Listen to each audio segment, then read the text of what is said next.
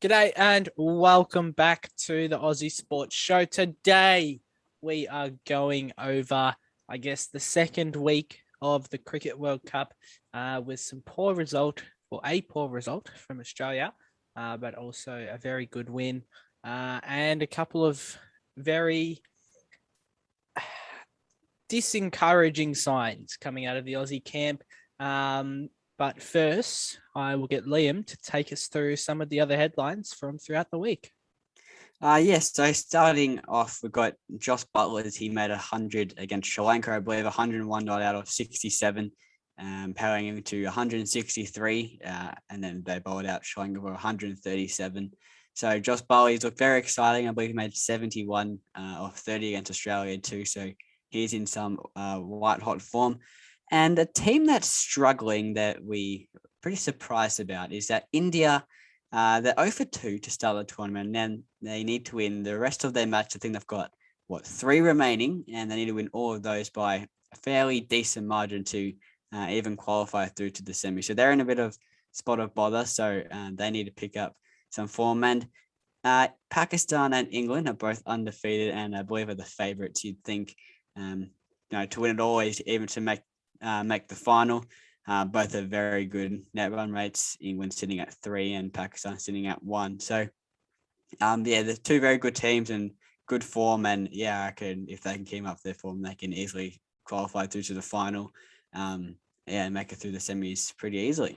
Very much so. Now, first we'll touch on the two games the Aussies played. So the first one coming last Thursday, the night that we uploaded. And it was a very, very convincing win, wasn't it? So Sri Lanka batted first.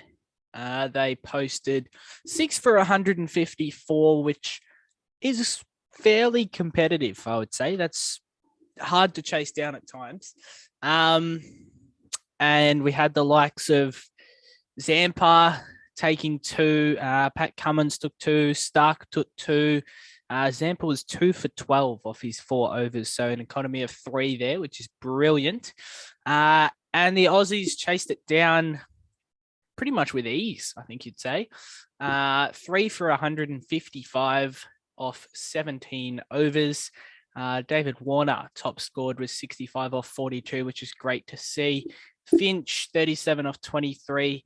Maxwell just 5 off 6. He's continued to struggle throughout the tournament so far. Steve Smith 28 off 26 and Stoinis 16 off 7.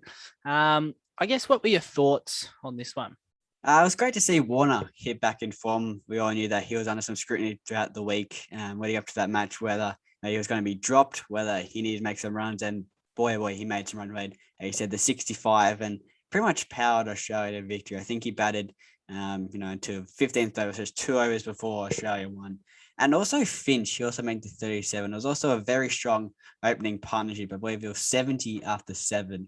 So that's pretty much what got Australia over the line. It's just great to see them back in form. And, Steve Smith also making 28. But again, he went 28 of 26. So he was very slow. And I just still don't think he's the man that can fit into a T20 side. I feel like his bat's too slow. I feel like he's more of a test and an ODI player. So I feel like he might just be a bit too slow for the T20 competition. So, overall, it was a very good win, and one Australia definitely needed to pick up. Now on to the second game, which was Saturday night, and this was a terrible performance. The Aussies got sent into bat first. This was at the Dubai Cricket Stadium, the main one, and we never looked a chance. I believe off the first over, we only scored about 3 or so runs. Lost the wickets in the second, lost a wicket in the third. We were in all sorts. We were 3 for 15, 4 for 21, and then we had a 30-run partnership. However, we got bowled out for just the 125, which is just on a run rate of 6 and over. Not great for a T20. And once again, David Warner, 1 off 2. We said he needed to stand up. He did for a game and then lost it again. Finch 44 off 49. That's not what you want to see. That's so slow for an opener. Strike rate of 59. The only person that had a strike rate above 100 was Pat Cummins on 12 off 3 and Mitch Stark on 13 off 6, which I believe both of them were just back-to-back fluke sixes out of nowhere. Pat Cummins was 6-6 and out. It's not a good look, is it? They're not trying to hit the ball into the gaps. I recall we were watching this and we were getting quite frustrated with the way that their stroke play that they were choosing. And yeah, England chased it down with ease in the 12th over. So Joss Butler, as you said a little bit before, 71 off 32 in this match. Yeah, that was just appalling. What are your thoughts? Yeah, I was very disappointed. I stayed up to 1 a.m, hoping to watch a good game between Australia and England, the old rivalry. But as soon as I saw, Warner depart, Smith depart, Maxwell depart, pretty much our big three top order batsmen, I knew it was going to be over quickly. I was thinking to myself, Finch, it's either all or nothing. You need to go big, try and get some runs on the board, or, just go big or go home. And he made the 44 or 49, and he departed in the 18th over. To make 44 in 18 overs in a T20, for me, is just unacceptable. Wade and Hager both made 18 of 20 at a run of ball. But again, that's just not enough in what you need. I think Wade came in at 5 for 51. He can get your iron for a couple of balls to not lose another one. But then you need to start hitting it a bit harder and then going for it. I believe they were hitting like 2s, 1s every ball. And yeah, as you said, just wasn't good enough. And England takes it down 12th over. Our bowling, we needed good bowling and we had everything, but I think Agar had the best figures of 1 for 15 in his third over. So Stark went for 37 off 3, Cummins 14 off 1, Samper 37 off 3 again. Yeah, it wasn't pretty at all. And England just showed why they're the best T20 pro side in the world at the moment. They were just way too good for us, and I was quite disappointed to see Australia go down that way. 100% agree.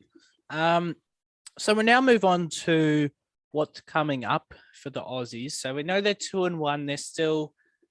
There's still a chance. I wouldn't say a great chance, but they're a fighting chance. South Africa have a game up on us, so they've played 4. They're 3-1. So we still have 2 to go. Us and the West Indies in our conference have 2 to go, whereas everyone else only has 1. As I said, we're 2-1. We're a game behind South Africa. If we can, I think we have to win both, don't we?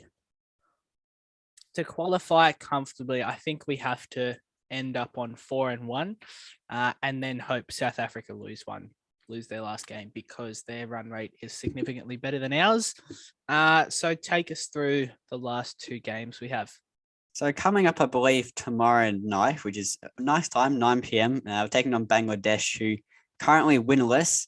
And I believe this is the game where we need to go after to boost our net run rate. We're sitting at negative 0.6 and South Africa are sitting at 0.7. So that's quite a big jump.